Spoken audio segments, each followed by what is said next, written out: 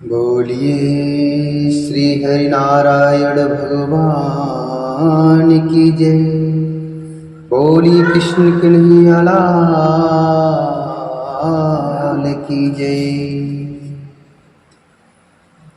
भाद्रपद मास शुक्ल पक्ष की पद्मा एकादशी का महात्म्य। युधिष्ठिर ने पूछा, हे केशव, भाद्रपद मास के शुक्ल पक्ष में जो एकादशी होती है उसका क्या नाम, कौन देवता और कैसी विधि है, कृपया करके मुझे बतलाइए। तब भगवान श्री कृष्ण बोले, हे राजन, इस विषय में तुम्हें आश्चर्यजनक कथा सुनाता हूं, जिसे ब्रह्मा जी ने महात्मा नारद से कहा था।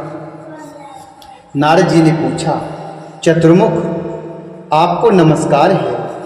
मैं भगवान विष्णु की आराधना के लिए आपके मुख से यह सुनना चाहता हूं कि भाद्रपद मास के शुक्ल पक्ष में कौन सी एकादशी होती है। तब ब्रह्मा जी ने कहा, हे मुनि श्रेष्ठ, तुमने बहुत ही उत्तम बात पूछी है, बहुत ही उत्तम प्रश्न किया है। क्यों न हो वैष्णव जो ठहरे। भादव के शुक्ल पक्ष की एकादशी, जिसका नाम पद्मा है, जो पद्मा के नाम से विख्यात है, उस दिन भगवान ऋषिकेश की पूजा होती है। यह उत्तम व्रत अवश्य करने योग्य है। सूर्यवंश में मानधाता नामक एक चक्रवर्ती सत्य प्रतिज्ञ और प्रतापी राजऋषि हो गए हैं। वे प्रजा का अपने और से पुत्रों की भांति धर्म पूर्वक पालन किया करते थे। उनके राज्य में अकाल नहीं पड़ता था, मानसिक चिंताएं नहीं सताती थीं और व्याधियों का प्रकोप भी नहीं होता था। उनकी प्रजा निर्भय तथा धन धान से समृद्ध थी। महाराज के कोष में केवल न्यायोपार्जित धन का ही संग्रह था। उनके राज्य में समस्त वर्णों और आश्रमों के लोग अपने अपने धर्म में लगे रहते थे। मानधाता के राज्य की भूमि कामधेनु के समान फल देने वाली थी।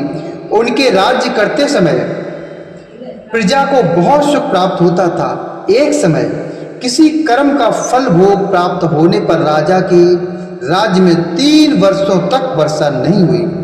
इससे उनकी प्रजा भूख से पीड़ित हो नष्ट होने लगी। उनकी प्रजा भूख से पीड़ित होकर नष्ट होने लगी। तब संपूर्ण प्रजा ने महाराज के पास आकर इस प्रकार कहा। प्रजा बोली, हे नृपश्रेष्ठ, आपको प्रजा की बात सुननी चाहिए। पुराणों में मनीषी पुरुषों ने जल को नारा कहा है। वह नारा ही भगवान का अयन अर्थात निवास स्थान है, इसलिए वे नारायण कहलाते हैं। नारायण स्वरूप भगवान विष्णु सर्वत्र व्यापक रूप में विराजमान हैं। वे ही मेघ स्वरूप होकर वर्षा करते हैं। वर्षा से अन्न पैदा होता है और अन्न से प्रजा जीवन धारण करती है। नृपश्रेष्ठ, इस समय अन्न के बिना प्रजा का नाश हो रहा है, अतः ऐसा कोई उपाय कीजिए जिससे हमारे योगक्षेम का निर्वाह हो। तब राजा ने कहा, आप लोग का कथन बिल्कुल सत्य है, क्योंकि अन्न को ब्रह्म कहा गया है। अन्न से प्राणी उत्पन्न होते हैं और अन्न से ही जगत जीवन धारण करता है। लोक में बहुधा ऐसा सुना जाता है तथा पुराणों में बहुत विस्तार के साथ ऐसा वर्णन है कि राजाओं के अत्याचार से प्रजा को पीड़ा होती है, किंतु जब मैं बुद्धि से विचार करता हूं तो मुझे अपना किया हुआ कोई अपराध नहीं दिखाई देता। फिर भी मैं प्रजा का हित करने के लिए पूर्ण प्रयत्न जरूर करूंगा। ऐसा निश्चय करके राजा मानधाता इन्हें गिने व्यक्तियों को साथ ले कर विधाता को प्रणाम करके शगन वन की ओर चल दिए। वहां जाकर मुख्य मुनियों और तपस्वियों के आश्रमों पर घूमते फिरे। एक दिन उन्हें ब्रह्मपुत्र अंगिरा ऋषि का दर्शन हुआ। उन पर दृष्टि पड़ते ही राजा हर्ष में भरकर अपने वाहन से उतर पड़े और इंद्रियों को बस में रखते हुए दोनों हाथ जोड़कर उन्होंने मुनि के चरणों में प्रणाम किया। मुनि ने भी स्वस्ति कहकर राजा का अभिनंदन किया और उनके राज के 7 अंगों की कुशलता पूछी राजा ने अपनी कुशलता बताकर मुनि के स्वास्थ्य का समाचार पूछा। मुनि ने राजा को आसन और अर्घ दिया। उन्हें ग्रहण करके जब वे मुनि के पास बैठे तो उन्होंने इनके आगमन का कारण पूछा। तब राजा ने कहा, हे भगवान, मैं धर्मानुकूल प्रणाली से पृथ्वी का पालन कर रहा था, फिर भी मेरे राज्य में वर्षा का अभाव हो गया है। पिछले 3 वर्षों से मेरे यहाँ वर्षा नहीं हुई है। इसका क्या कारण है? इस बात को मैं नहीं जानता हूँ, मुझे बताने की कृपा करें। तब ऋषि बोले, हे राजन, यह सब युगों में उत्तम सतयुग है। इसमें सब लोग परमात्मा के चिंतन में लगे रहते हैं तथा इस समय धर्म अपने चारों चरणों से युक्त होता है। इस युग में केवल ब्राह्मण ही तपस्वी होते हैं, दूसरे लोग नहीं। किंतु महाराज, तुम्हारे राज्य में यह शूद्र तपस्या करता है, इसी कारण मेघ पानी नहीं बरसाते। तुम इसके प्रतिकार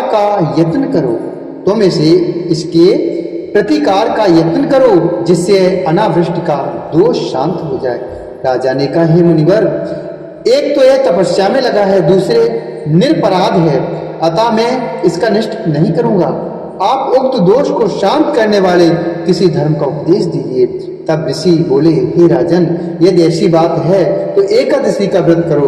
भाद्रपद मास के शुक्ल पक्ष में जो पद्मा नाम से विख्यात एकादशी होती है, उसके व्रत के प्रभाव से निश्चय ही उत्तम वृष्टि होगी, निश्चय ही वर्षा होगी। हे नरेश, तुम अपनी प्रजा और प्रजनों के साथ इसका व्रत करो। ऋषि का यह वचन सुनकर राजा अपने घर लौट आए। उन्होंने चारों वर्णों की समस्त प्रजाओं के साथ भादों की शुक्ल पक्ष की पद्मा एकादशी का व्रत किया। इस प्रकार व्रत करने पर मेघ पानी बरसाने लगे, अर्थात आकाश से वर्षा होने लगी। पृथ्वी जल से आप लावित हो गई और हरी भरी खेती सुशोभित होने लगी। उस व्रत के प्रभाव से सब लोग सुखी हो गए। भगवान श्री कृष्ण कहते हैं, हे राजन, इस कारण इस उत्तम व्रत का अनुष्ठान अवश्य करना चाहिए। पद्मा एकादशी के दिन जल से भरे हुए घड़े को वस्त्र से ढककर दही और चावल के साथ ब्राह्मण को दान देना चाहिए। साथ ही छाता और जूता भी देना चाहिए। दान करते समय निम्नांकित मंत्र का उच्चारण करें। नमो नमस्ते गोविंद बुद्ध श्रवण संघ्यक अघोघ संचयं कृत्वा सर्वसौख्य प्रदो भव भुक्ति मुक्ति प्रदश्चैव लोकानां सुखदायकः। बुधवार और श्रवण नक्षत्र के योग से युक्त द्वादशी के दिन बुद्ध श्रवण नाम धारण करने वाले भगवान गोविंद, आपको नमस्कार है, आपको नमस्कार है। मेरी पाप राशि का नाश करके आप मुझे सब प्रकार के सुख प्रदान करें। आप पुण्यात्मा जनों को भोग और मोक्ष प्रदान करने वाले तथा शुभदायक हैं। राजन, इसके पढ़ने और सुनने से मनुष्य सब पापों से मुक्त हो जाता है। ये पद्मा एकादशी का महात्म और विधि थी। बोलिए भगवान श्री हरिनारायण भगवान की जय। बोलिए भगवान श्री कृष्ण भगवान की जय।